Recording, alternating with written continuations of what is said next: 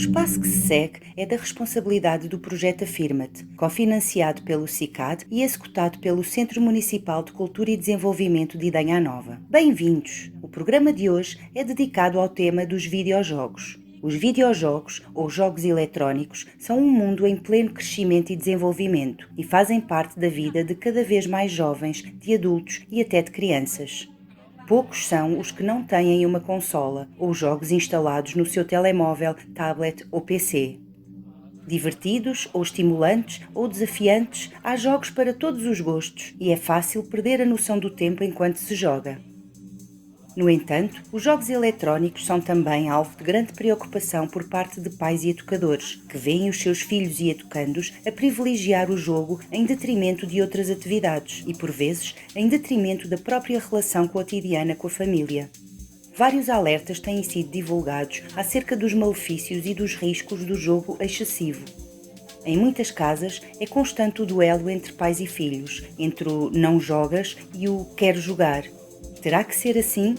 Para falar sobre este tema, temos connosco Maria João Andrade, psicóloga, membro da Federação Portuguesa do Desporto Eletrónico e também ela jogadora, ou, nas suas palavras, gamer.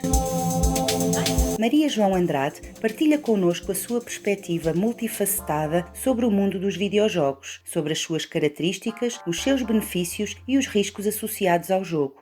Desmistifica alguns estereótipos e apresenta sugestões e estratégias para que jogar possa fazer parte de um estilo de vida saudável.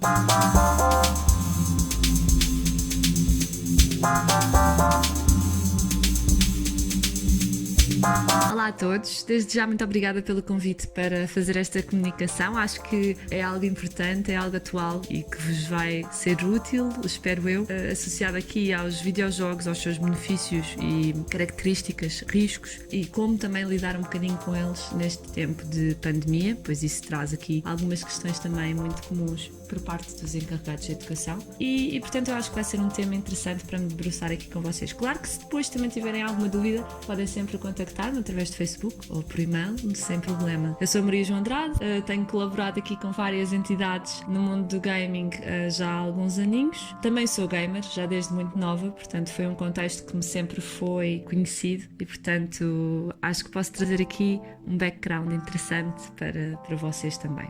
O mundo do gaming, na verdade, já existe há muito tempo, praticamente 6 décadas. Começou com o primeiro jogo de arcada existente e que foram um furor na altura. Depois surgiram as primeiras consolas, o primeiro computador doméstico, até chegar depois o primeiro jogo online e mais tarde, já há menos tempo ainda, a primeira entidade reguladora de desporto eletrónico, que já vamos ver. Portanto, isto foi uma evolução muito rápida em muito pouco tempo. E isso, obviamente, por mais que seja positivo porque impressiona-nos, é também algo que nos traz uma fonte de algum receio, de medo. E esse medo, muitas vezes, seja associado ao que seja, traz-nos determinadas crenças, mitos, desinformação e preocupação excessiva às vezes sobre algumas temáticas por não sabermos as consequências que essas coisas novas podem trazer e que esse desconhecido para nós pode trazer. Isto porque, nomeadamente, quando existem estas coisas que evoluem de um momento para o outro muito rápido, faz com que realmente as pessoas às vezes não sabem muito bem como proceder. E, portanto, estes sentimentos são normais perante a situação. Há preocupações variadas associadas a isto e muitos educadores têm aquela questão de eu chamo o meu filho para a mesa e ele demora imenso tempo por estar a jogar, será que ele é adicto? Está lá mais de 4 horas? Mas em que idade é que eu realmente lhe devo dar um telemóvel ou um computador ou uma consola? Isso lhe devo dar, porque a Organização Mundial de Saúde já fala na adição, será que isto tem que mesmo se dar ou não? E ele ainda por cima diz que quer ser jogador profissional, o que é que eu devo pensar? Portanto, há aqui uma série de preocupações que acabam por surgir, e principalmente nesta fase de pandemia, onde claramente os jovens também podem ter tido aqui mais tempo em casa a jogar, porque pronto, não tinham muita atividade, e depois conciliar toda essa organização com a telescola e com outras atividades. Portanto, era um desafio aqui acrescido. Mas estas preocupações são bastante comuns. O que é que temos para nos ajudar? Para nos ajudar para isto, eu acho que é muito importante, primeiro, olharmos para aquilo que a ciência tem vindo a fazer, para os benefícios que têm sido estudados, para as estratégias que têm sido estudadas e os riscos. Claro que muitas vezes o que é mais realçado são os riscos, infelizmente, porque obviamente tudo o que nós façamos em excesso tem uma consequência que não é positiva, portanto qualquer coisa em excesso é negativa, e também, se vivido em equilíbrio, pode ser aqui algo positivo. Portanto, vamos falar nisso. O contexto é outra coisa que temos que olhar. Portanto, não só a parte da ciência, mas a parte contextual. Como é que é o contexto em que os jogadores estão inseridos? Quais é que são as comunidades e clubes que existem? Qual é que é o contacto que o jovem ou o adulto que joga está a viver? Que tipo de videojogos ou modalidades de desporto eletrónico existem? Que áreas profissionais existem no meio dos videojogos? Como é que se socializam os jogadores? O que é que são desportos eletrónicos? E que tipos de competições é que existem? Como é que são os jogadores de videojogos? Será que existem características comuns ou não? Pronto, portanto, há aqui um conjunto infindável de questões que nós temos que fazer e que nos ajudam realmente aqui a perceber o contexto, porque eu acho que isto é fundamental para profissionais de educação, para encarregados de educação, não só olhar para aquilo que se ouve nas notícias relativamente ao assunto, mas sim explorar devidamente qual é que é o contexto em que o jovem se está a inserir, o que é que ele está a fazer aquelas horas todas quando está no computador, com quem? Não por uma perspectiva de controlo, mas por uma perspectiva também de compreensão e de conseguir alinhar estratégias em conjunto, às vezes com o jovem. Nós sabemos em psicologia que a melhor forma de nós lidarmos com situações, principalmente com os jovens, é pela negociação. Não é pela imposição, mas sim nós negociarmos. Mas nós não vamos saber o que negociar se não conseguirmos compreender aquilo que é o contexto do próprio jovem. E, portanto, eu acho que este é um passo fundamental. Mas vamos chegar aí. Portanto, uma das coisas que eu acho que é importante para conhecer no contexto é desmistificar certos mitos ou estereótipos que existem dentro da área. Uma delas é a forma, inclusive, e a aparência que um jogador tem. Primeiro, muitas vezes associa-se que um jogador é sempre homem, que as mulheres praticamente não jogam ou que não têm este interesse nesta área, o que não é de todo verdade. Portanto, neste caso, até mostrando-vos dados da América de 2019, apercebemos que 46% dos jogadores são mulheres. Portanto, aqui vemos que realmente é quase metade da população jogadora, é deste género, deste sexo. Portanto, é importante termos esta noção. Além disso, outro dos estereótipos que existe é a idade. Temos sempre a percepção de que é um mundo de crianças, é um mundo de jovens, que é como se fosse um brinquedo. E a verdade é que não o é. Nós, neste momento, já temos médias de idades, também seguindo aqui os mesmos dados da ESA. A média de idades lá é 34 nas mulheres e nos homens é 32. Portanto, já estamos aqui a ver uma média de idade que muita gente surpreende devido a isto, porque muitas vezes isto é encarado como um mundo de jovens e não de adultos.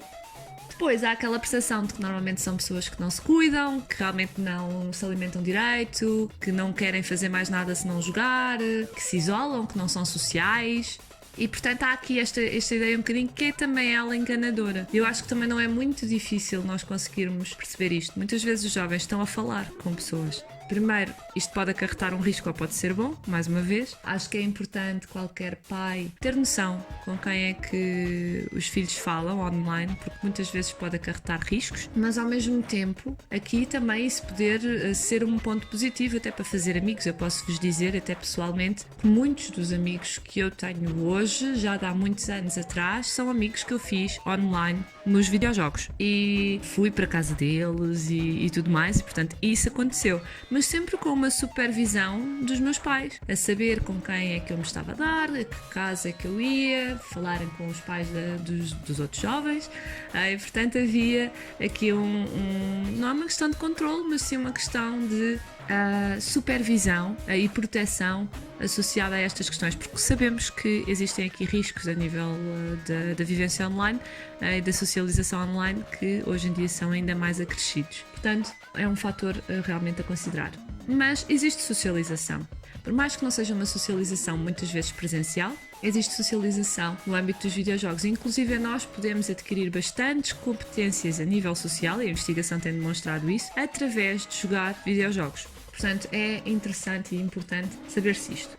Agora, realmente isto traz-nos aqui aquela questão que é, nós estávamos habituados a ver este mundo como um mundo imaturo, afinal é um mundo maduro, mais maduro do que aquilo que pensávamos, não só pelo aumento da idade dos utilizadores de videojogos, como também pelo desenvolvimento de videojogos como um desporto e também pela utilização de videojogos para outras finalidades sem ser a diversão, sem ser o entretenimento. Nós podemos ver o caso da gamification, em que já existem vários contextos, por exemplo, na área da saúde, na área da educação, na área empresarial, onde videojogos ou mecânicas associadas a videojogos estão a ser utilizadas para finalidades distintas, de motivação, por exemplo, dos trabalhadores nas empresas.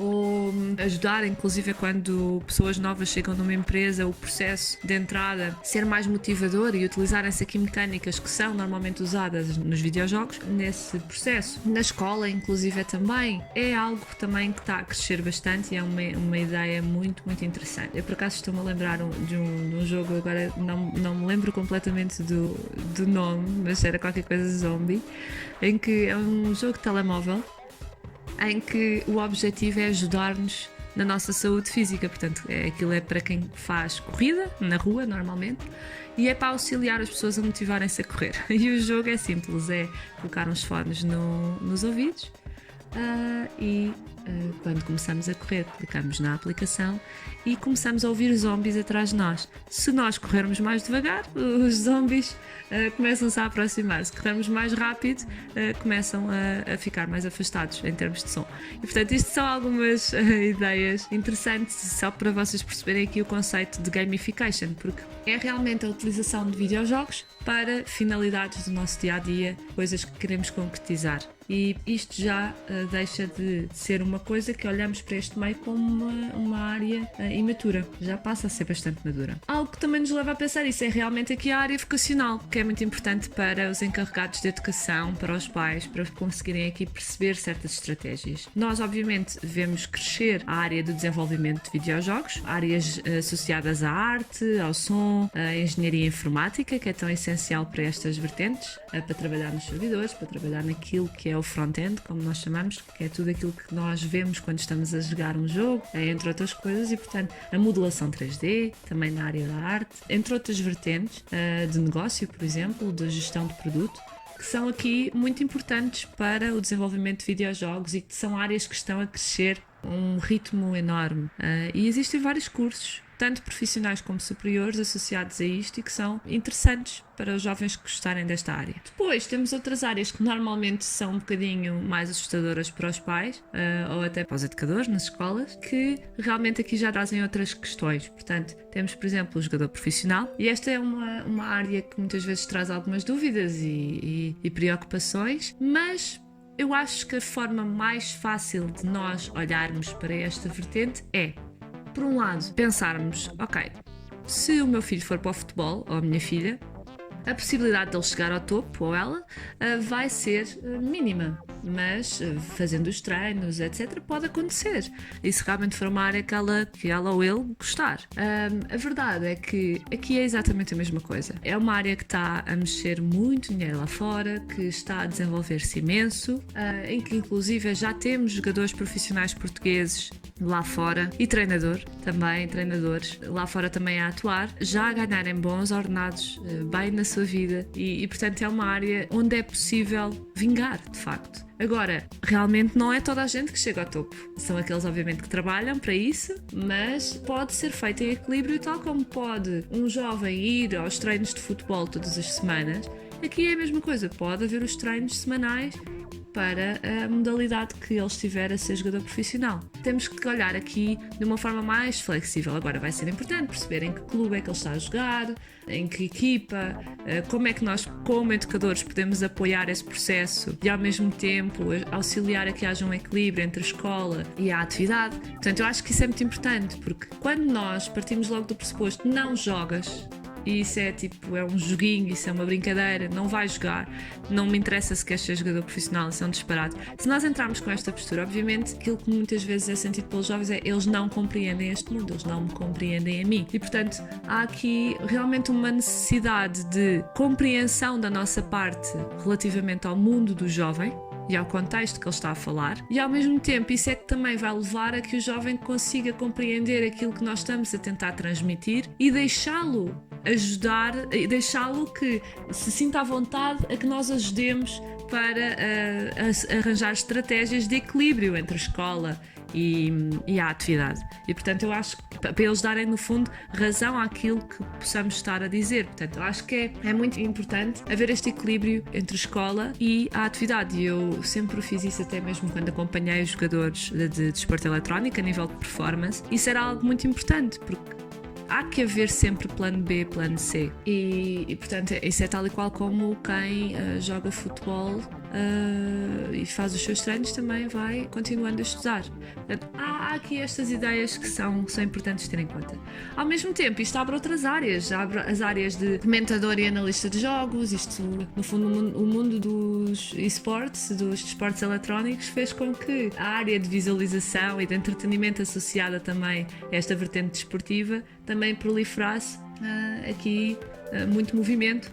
Há comentadores de videojogos, há analistas, há treinadores, há toda uma equipa técnica associada aos clubes e às equipas que é fundamental. Lá está os managers, os psicólogos, às vezes até nutricionistas, personal trainers, outros. Lá fora, em certas equipas internacionais, eles têm inclusive gaming houses, ou seja, casas onde os jogadores vivem e que têm todas as condições para que eles tenham um bom desenvolvimento, e têm horários, lá está, com psicólogo, têm cozinheiro, têm uma série de coisas para garantir que eles tenham uma vida saudável e que tenham um treino equilibrado. E assim conseguimos aqui perceber que realmente é um meio que já não é apenas um joguito de miúdos ou uma competição de berlindes na rua, é diferente. Outra das vertentes que assusta um bocadinho educadores é a área do YouTube e do streaming, por exemplo, que são áreas em que ouvimos muitos jovens dizer que querem ser youtubers, que querem ser streamers, e aqui eu só vou mais para a área de videojogos, destas vertentes, e nomeadamente no stream, quando tenho jovens a dizer que eu adorava ser streamer, o que é que eu posso fazer? Eu penso que em vez de nos assustarmos com essa ideia, acho que é importante, lá está mais uma vez, observarmos o contexto, percebermos os riscos, percebermos as coisas positivas e auxiliarmos com estratégias ao próprio jovem nisso. Portanto, se ele quer ser streamer, como é que pode fazê-lo de forma equilibrada, de forma ponderada, saber quais é que são os riscos ou não. Por exemplo, nós sabemos que existe um grande potencial de cyberbullying através do streaming. É muito comum. Muitas vezes há um ambiente tóxico naquilo que é o chat. O streaming, e passando ainda primeiro a explicar, é uma plataforma, um site onde os jogadores podem fazer um género de programa de televisão, mas através daquela plataforma, onde têm realmente onde se mostram a jogar e mostram também normalmente a sua imagem enquanto jogam. E vão comentando o jogo, e vão comentando o que estão a fazer, e vão falando com as pessoas que têm no seu chat a observar o seu programa. Portanto, obviamente sabemos que aqui, para pessoas que sejam mais suscetíveis a críticas, é um ambiente que pode às vezes ser pesado, porque podem ter milhares de pessoas a vê-los e a fazerem comentários. E portanto há que haver aqui uma preparação associada a isto. Nós sabemos que existem já muitos riscos de cyberbullying, etc. E como lidar com isto. Claro que depois pode haver moderação do chat, pode haver uma série de coisas também para proteger nesse sentido. Mas é importante nós conhecermos esse contexto para podermos apoiar. Ao mesmo tempo, para quem quer ser streamer e diz eu gostava de deixar de estudar e ser streamer sempre. Lá está, o deixar de estudar penso que nunca é uma solução de todo, como bem sabem também, nunca é uma solução de todo, porque é importante. Agora, o que é que nós podemos fazer para incentivar os jovens a ir para outras áreas, mas ao mesmo tempo investirem naquilo que estão a querer fazer como um projeto a nível de streaming? Acho que, por exemplo, incentivar áreas como o design, como a edição de vídeo, por exemplo, são áreas muito, muito importantes, por exemplo, para stream e até para YouTube. Porquê? Porque o nível de design necessário para este tipo de entretenimento é ainda bastante complexo, e acho que seriam áreas interessantes para desenvolver para quem quer ser aqui streamer ou trabalhar em YouTube. E Depois, se quisessem desistir dessas vertentes, tinham sempre um curso associado a design ou outra coisa que podem utilizar para qualquer outro trabalho noutras empresas, noutras áreas. É sempre um plano B muito interessante e uma ferramenta boa para estes jovens. E lá está, existem cursos profissionais, existem cursos superiores também associados a estas áreas. Há sempre forma de nós vermos as coisas de outra maneira e de incentivarmos sem ter que dizer que não, mas ao mesmo tempo a proteger. E esta é um bocado a minha postura nesse sentido. Agora, muito associado aqui à parte do desporto eletrónico, para se perceber um bocadinho, isto é realmente uma área que cresceu muito, que cresceu 41% em 2017, estima-se o dobro do investimento até 2020. Realmente tem crescido imenso. E já estava na altura, em 2017, nos 696 milhões de dólares. É realmente impressionante. A audiência já chegou aos 385 milhões e, portanto, isto é mais um dado muito, muito interessante, pois é realmente um mundo em crescimento. Mas isto é uma área também que traz grandes desafios a nível dos jovens, porque é realmente os desafios emocionais, os desafios sociais que isto acarreta, os desafios a nível de performance, familiares, os desafios inclusive de género, porque ainda existe muita discriminação às vezes às jogadoras de sexo feminino, principalmente na vertente competitiva e na vertente profissional, e por isso é que também não se fala tanto em equipas que tenham mulheres também, porque existe realmente ainda alguma discriminação aqui associada, e isso é fácil se pesquisarmos sobre o assunto, encontrarmos jogadoras a dar testemunhos associados a isto. É algo também a ser trabalhado.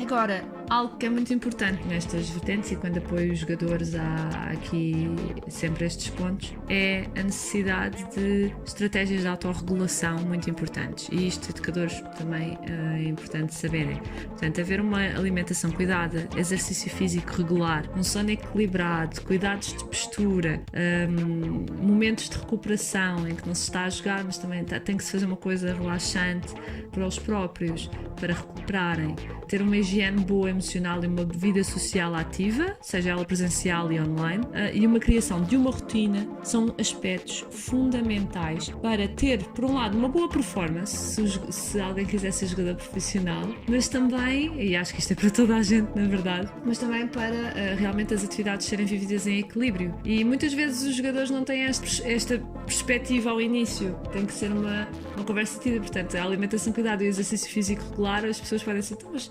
exercício físico para quê? Se está sentado num computador e tem o rato na mão, para que exercício? Porque a nossa mente está extremamente aliada ao corpo e o exercício físico é fundamental para estar associado aqui a essa vertente. Portanto, quanto mais exercício físico, mais a nossa mente vai funcionar melhor, mais vai ser melhor a nossa performance e vamos estar mais ativos, não é?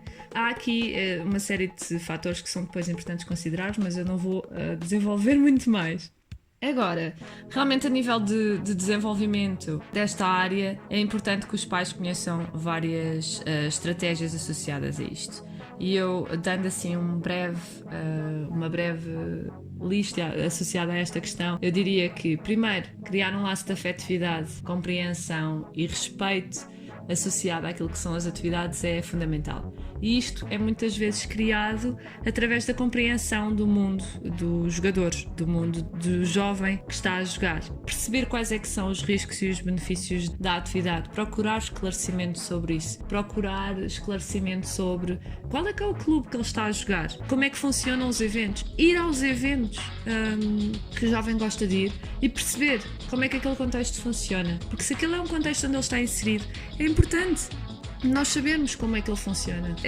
Eu acho que realmente isto é um fator fundamental e que é o inicial e o principal. Ouvir o jovem ou a jovem a falar sobre o assunto, do que é que está a fazer, que tipo de jogos é que está a jogar, com quem, contar as histórias sobre os jogos e o que é que aconteceu, para que nós realmente consigamos compreender aquele contexto e até criar uma conexão, uma afetividade com o próprio jovem ou com a própria jovem, sem ser aquela coisa de eu não percebo nada daquilo dos jogos onde ele anda, onde ela anda e está ali que temos e eu não percebo nada. Ora, este é o principal. Nós só não sabemos nada sobre o contexto se nós não quisermos. E muitas vezes eu tenho jovens a dizer: eu já tentei explicar aos meus pais e eles não querem ouvir. Nós temos que estar disponíveis a ouvir, a perceber, e só assim é que vamos criar uma afetividade e uma vontade com os jovens para que eles possam também partilhar connosco como é que aquele contexto é vivido, para nós os podermos depois ajudar. Portanto, eu acho que isto é fundamental, esta afetividade, esta compreensão, este respeito. Depois, acordar em conjunto, negociar em conjunto, depois deste passo, horários em família, horas de refeição, rotinas de estudo, horários de treino, as rotinas que existem das várias coisas, acordá-las com os jovens. Mesmo no tempo de pandemia, nós tivemos uma mudança muito grande na forma estrutural em que vivemos as nossas rotinas. Ficámos sem muitas das tarefas que tínhamos no nosso dia-a-dia. Tivemos que lidar com os jovens durante todo o dia em casa. E muita gente ainda está a lidar com isso. E é fácil, se nós, por exemplo, tivermos que trabalhar, deixarmos os jovens a jogar o dia todo, por exemplo. É tentar encontrar um equilíbrio, tentar negociar um equilíbrio e atividades para fazer que tornem equilibrada a vivência em casa e mesmo quando não estamos em pandemia, com as diversas atividades que o próprio jovem possa ter. Isto tem que ser uma negociação ao máximo possível e não uma imposição, para que também haja uma responsabilidade da parte do jovem ou da jovem associada àquilo que tem que fazer na sua vida. Portanto, também tem a responsabilidade de criar as suas tarefas, de criar, ok, sim, realmente é melhor eu fazer ali 2 horinhas daquilo e depois a seguir faço 1 horita daquilo no fim da manhã, por exemplo. Haver um bocado essa negociação e algo que o jovem possa compreender que tem que fazer e não fazer. Claro que aqui já estamos a falar de jovens que já têm essa compreensão. Nós estamos a falar dos jovens mais pequeninos, mas isso seria toda uma outra temática a falar que iria ser bastante mais tempo também. Lá está, estar por dentro dos problemas do jovem é muito importante também. Perceber o que é que se passa, por exemplo, na escola e na sua socialização, se está a ter problemas, se não está. Obviamente deixando-o sempre à vontade para falar apenas quando quiser e que estamos lá para o apoiar. Mas a verdade é que quando há uma noção deste tipo de problemática, estamos a prevenir também possíveis problemas e riscos de futuro, porque muitas vezes, dependendo da forma como lidamos com os nossos problemas e se tentarmos, se formos pessoas que temos um bocado a tendência para a fuga do problema, podem aqui surgir questões associadas à adição. Nós sabemos que a adição não é provocada pelo videojogo em si, e isto é muitas vezes algo que é equivocado e que traz aqui grandes condicionantes, até mesmo quando olhamos para o mídia, mas não são os jogos os provocadores de adição. São, na verdade, as necessidades psicológicas que não estão a ser sentidas na vida da própria pessoa, que provocam aqui sentimentos de falta de competência, de liberdade, de relações sociais, e que vão acabar por trazer aqui sentimentos de infelicidade muito profundos, que levam ao escape através de uma realidade alternativa, seja ela qual for. Pode ser um videojogo, pode ser o trabalho, porque existe adição ao trabalho, pode ser o sexo, pode ser o exercício físico. Existem adições associadas a todas estas atividades que eu mencionei. Às compras, por exemplo. A verdade é que nós, muitas vezes, só ouvimos falar desta associada aos videojogos, talvez porque é aquela que mais recentemente é conhecida, mas a verdade é que nós podemos tornar-nos adictos não por causa da atividade em si, mas porque realmente existem aqui fatores da personalidade da própria pessoa e daquilo que ela está a viver na sua vida que potenciam a que haja uma atividade de escape, uma atividade que lhe dá prazer e que se torna um escape a esta vivência. Agora, por isso mesmo é que eu digo que é muito importante que educadores estejam a par se o jovem ou a jovem estão a ter problemas na escola, com a socialização, ou o que seja, portanto, trazer um ambiente confortável para que o jovem possa falar é fundamental.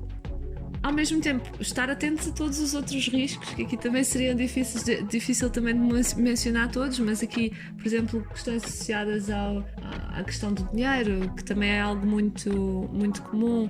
Muitos jogos permitem a compra de certos itens e têm algumas coisas às vezes até associadas a gambling, e que isso até tem sido motivo de várias conversações, mas aqui a questão é também estar atento ao tipo de jogos que os jovens jogam e se são jogos jogos que permitem a compra de coisas em dinheiro e como é que isso poderia ser gerido, tal e qual como às vezes eu dar dinheiro para ir comprar gomas ao centro comercial, por exemplo. Estou a dar um exemplo tosco, mas haver aqui se calhar um budget, alguma coisa que possa ser dada ao jovem que X pode ser para aquilo, mas só se realmente acordarem que assim seja. Haver aqui acordos do que é que pode ser feito e do que é que não pode ser feito. Se podem jogar jogos com esta condicionante a nível de dinheiro e se podem comprar coisas realmente no jogo ou não. Isso são negociações que são feitas e que têm que ser sempre vistas com alguma compreensão, mas com algum controle neste sentido de há muitas pessoas que passam por situações em que os filhos, sem querer ou por querer, por não terem se calhar a noção, compravam centenas de euros de coisas no jogo e que depois acabavam só por perceber depois. Por exemplo, isto acontece muito também em videojogos na área mobile. E realmente isto são coisas que podem ser prevenidas. Existem sistemas de segurança nos telemóveis para não se poder utilizar os cartões de crédito no momento de compra nos jogos, por exemplo, ou que tenham códigos de segurança, etc. E portanto há formas de prevenir este tipo de situações. Eu acho que é importante primeiro as pessoas terem noção de que nos jogos podem-se comprar coisas para que realmente depois possam acionar certos mecanismos de segurança e certas negociações com o próprio jovem relacionadas com isso.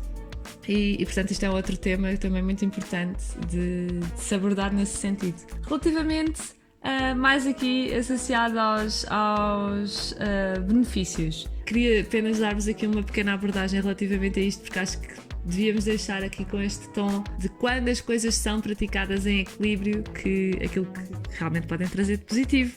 Nós sabemos através da investigação, por exemplo, a nível cognitivo, a capacidade de atenção pode ser bastante melhorada, tanto a atenção espacial como a habilidade de detectar objetos num campo que tenha várias distrações, a impulsividade pode ser reduzida e, inclusive, para a dislexia também já houve estudos muito interessantes de melhoria através da prática de videojogos. Pois a capacidade de visão também, sabemos que nos jogadores as diferenças de contraste são melhor detectadas e também já auxilia no tratamento da ambliopia, por exemplo, que é a doença do olho preguiçoso. Depois, na melhoria do funcionamento executivo também é algo muito preponderante, ou seja, a capacidade de nós fazermos multitasking, várias coisas ao mesmo tempo, aumenta-nos a flexibilidade mental, o que aqui, consequentemente, nós conseguimos perceber também através da investigação que previne contra o declínio cognitivo consequente da idade.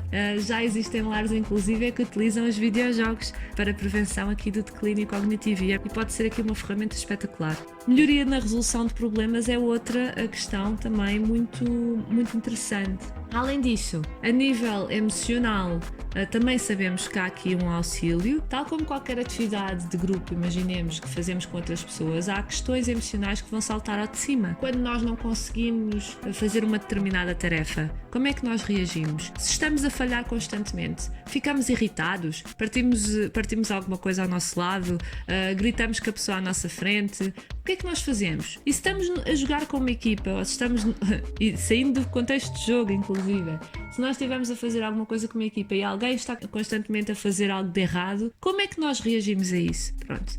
Pois bem, nos videojogos acaba por ser este também o contexto que é vivido. Se nós estamos a jogar com uma equipa e se outro está constantemente a falhar, o que é que nós fazemos por trás de um computador? Vamos gritar com ele? Vamos partir o teclado? Ou vamos falar com a pessoa no fim do jogo? Ou qual é a nossa reação? Isto tem muito a ver com a nossa gestão emocional. E é muito interessante quando às vezes eu ouço ele fica violento e fica a gritar no jogo com as outras pessoas e a dizer asneiras e o jogo só lhe faz mal. Eu rio-me sempre com esta questão, porque muito do que está a acontecer não é o jogo que está a provocar. Aquilo tem a ver com a gestão emocional da pessoa que está a jogar perante uma situação que está a ser vivida. E portanto aquilo que temos que ter noção é o que tem que ser trabalhado não é o jogo. O que tem que ser trabalhado é a forma como as emoções estão a ser vividas perante um contexto de falha própria ou perante um contexto de falha dos outros, por exemplo. E eu acho que isto é fundamental porque não podemos estar a criar constantemente um bode expiatório para um problema que depois até pode atuar em diversas áreas, porque se calhar aquela pessoa não vai estar só a falhar no jogo ou não vai estar só a ver falhas de outras pessoas no jogo. vai ver também na sua vida, no seu trabalho, em outros grupos que vai estar. E então o jogo aqui pode até ser um potencial aliado no trabalho face a esta gestão emocional, porque muitas das vezes já assisti a discussões positivas e final do jogo do género: tu não podes reagir assim, tenta ter mais calma, fala no fim do jogo sobre aquilo que te afetou, e vamos falar no fim do jogo sobre como é que nós podemos melhorar, e as pessoas começarem a desenvolver ali competências emocionais muito mais fortes porque realmente tiveram esta postura. E portanto eu acho que pode ser aqui um auxílio, uma ferramenta importante, e queria dar só esta ideia. Ao mesmo tempo, sabemos também pela investigação que, por exemplo, mini puzzles, que muitas vezes até são mais comuns no telemóvel, jogos como Bejeweled, por exemplo, podem melhorar o humor e diminuir a ansiedade, promovendo relaxamento. Já existem várias investigações também associadas a isso que são muito interessantes. Depois, também há uma vertente emocional que também é muito falada, que é o reappraisal, que é ganhamos o hábito de reavaliar as situações para lidar com problemas, que também os videojogos auxiliam a que nós tenhamos mais esta atitude. É uma tarefa também que nos traz uma regulação adaptativa das emoções. Adaptamos emoções negativas para algo mais positivo, aprendemos a fazer isto. Há realmente benefícios a nível emocional muito interessantes. A nível social também, obviamente, portanto já dei aqui também um exemplo associado a isso com o jogo em equipa, mas pronto, competências sociais de cooperação, de liderança, até de quando estamos a ser liderados, como é que nós lidamos com isso, e é muito interessante perceber isso. Percebemos também que os jogos que são pró-sociais, ou seja, jogos que potenciam reações de ajuda ou atitudes de ajuda, auxiliam também a que depois na vida real nós tenhamos mais atitudes pró-sociais. E o mais interessante também que a investigação demonstrou, no estudo de Ferguson e Garza, é que os videojogos violentos, que encorajam aqui a uma dimensão cooperativa, temos aqui o exemplo, por exemplo, do Counter-Strike, que é muito falado, demonstram um maior desenvolvimento de comportamentos pró-sociais de quem joga jogos não violentos. O que é interessante, porque também existe aquela ideia de que os jogos violentos tornam as pessoas violentas, o que não é bem assim, e a investigação tem demonstrado isso.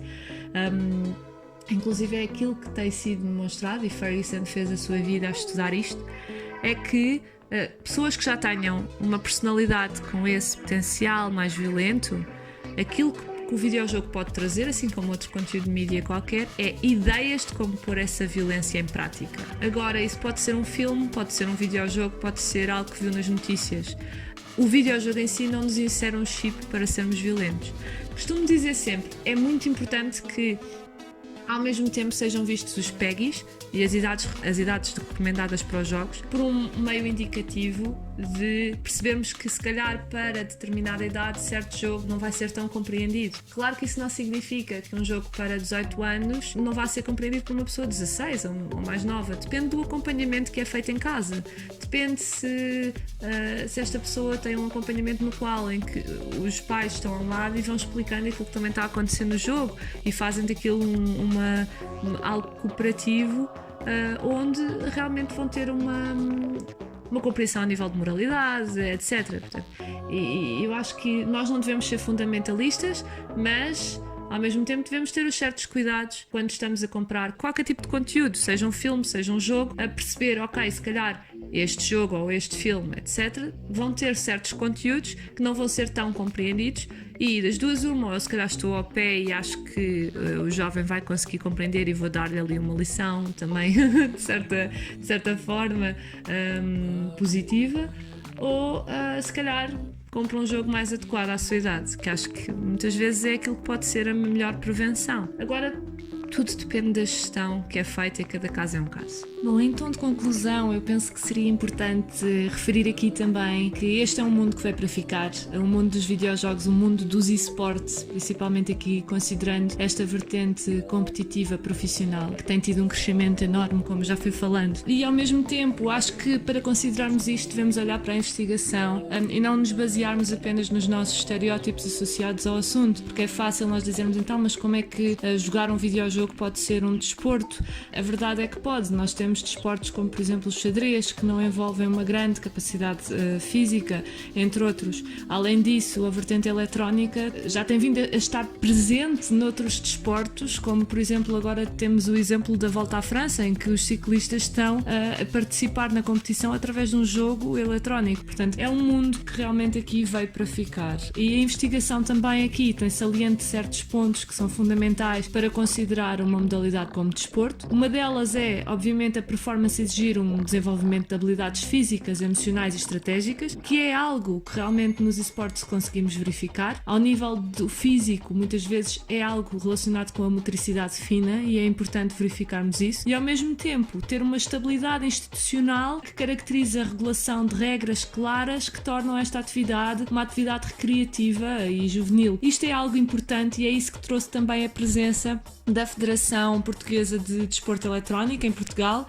que somos neste momento um projeto federativo que tem em vista objetivos bastante importantes para a evolução de tudo isto e para que seja também um contexto seguro para todos. É importantíssimo para a Federação adaptar a sociedade a esta modernização tecnológica, fazer aqui esta transformação também de estereótipos, de tabus associados ao meio, prevenir e atuar relativamente, obviamente, a comportamentos de risco, promovendo assim uma vivência equilibrada da atividade, apoiar os jogadores e atletas, os clubes e as próprias competições na sua própria regulação e para trazerem, obviamente, um ambiente seguro, tanto a nível legal como a nível de procedimentos para os próprios jogadores e para as entidades que estão associadas. E atenção, lembrar que a Federação é, no fundo, a união das diversas entidades dentro do meio, e Portugal já tem várias pessoas, várias entidades dentro do meio, o que requer que realmente haja aqui uma regulação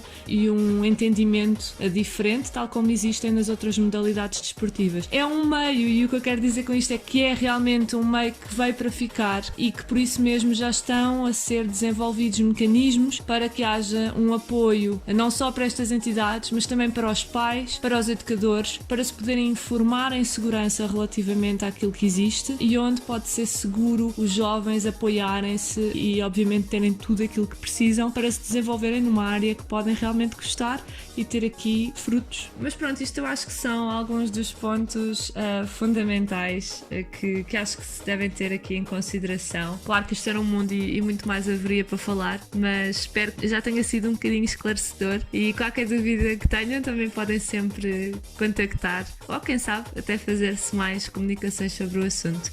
Obrigada!